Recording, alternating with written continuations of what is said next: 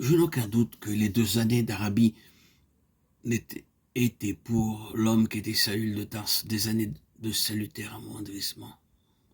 Écrivant aux Romains, il dira plus tard qu'il sert Dieu dans son esprit et dans un esprit nouveau. Il y a là une allusion à un changement considérable qui a pris place dans son existence.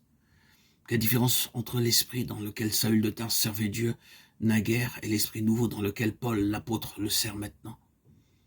Oui, Saül était en train de disparaître. Il prenait dans la maison de Dieu une attitude de dépendance qui n'était certes pas naturelle à un homme comme lui. Si jamais quelque chose a été étranger à une nature humaine, c'est bien la soumission et la dépendance pour Saül de Tarse. Pouvez-vous vous imaginer Saül de Tarse se soumettant à qui que ce soit? Aussi, ces 12 mois qu'il passe dans l'assemblée d'Antioche, pour ne rien dire de son séjour dans celle de Damas, qu'il était allé détruire et aux directions de laquelle il doit finalement se plier, représente-t-il pour lui un effacement qui touche à la disparition? Une fois cette œuvre accomplie, une fois l'homme mis de côté et devenu au sein de l'assemblée un simple membre, comme tous les autres, alors la puissance de l'onction peut être manifestée et la grande tâche de sa vie peut lui être confiée. C'est toujours sur cette base-là que Dieu travaille. David, on ne le comptait même pas parmi ses frères. Le Seigneur Jésus, dans les eaux du Jourdain, il disparaît comme dans un tombeau. Saül de Tarse, c'est l'Arabie pendant 2 ans. C'est le désert qui sera son école. Et même dans l'assemblée de Dieu, il faut que sa personnalité s'efface jusqu'à passer inaperçue. Mais alors seulement, et sur cette base-là seulement, l'onction, c'est-à-dire la vocation, le service peuvent venir au premier plan. Il y a quelque chose qui n'est pas l'œuvre d'un jour, bien-aimé. Dieu peut venir à bout de notre personnalité, mais pour cela, le temps est un facteur essentiel. Si nous devons un jour connaître l'onction dans sa plénitude et en recueillir les fruits,